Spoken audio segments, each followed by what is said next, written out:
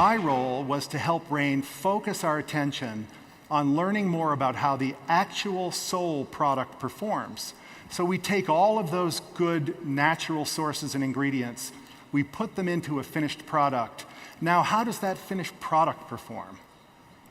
And I'll also take a step back here and describe how the outlook of this series of tests that we've put in place speaks to this culture of excellence.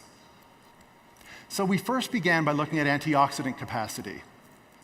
And we had to choose a test that made the most sense and was the most responsible test to use for looking at the antioxidant potential of Soul. We didn't have to look far. We picked ORAC. I've been working with ORAC for over 10 years.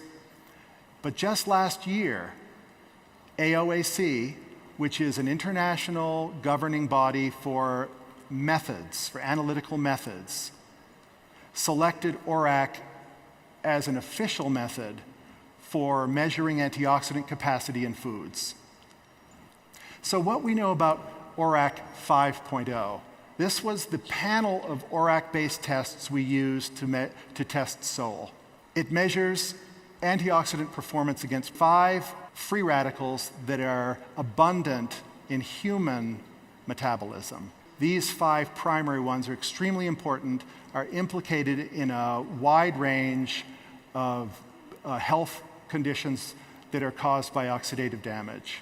And oxidative damage damages the proteins, DNA, and lipids in our bodies that are required for our bodies to function properly.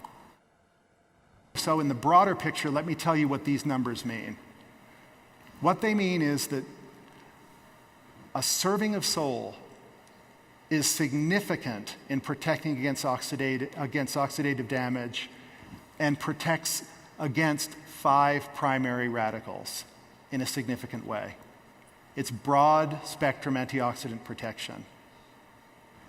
Now, just to give a little more context, it is important to put the Soul ORAC 5.0 results at least in comparison to something else. So you see, it's not floating by itself.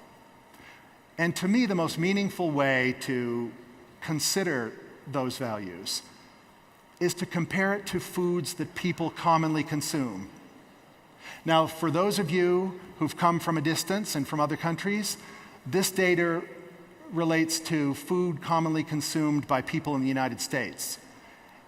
What I've looked at here is an average, the ORAC value for an average of the leading fruits and vegetables consumed in the United States based on the USDA's ongoing survey of food consumption.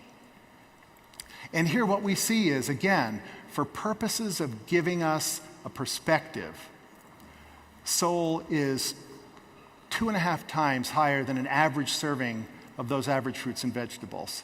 I think that's a very important basis for comparison. Let's move quickly to the concept of exceeding.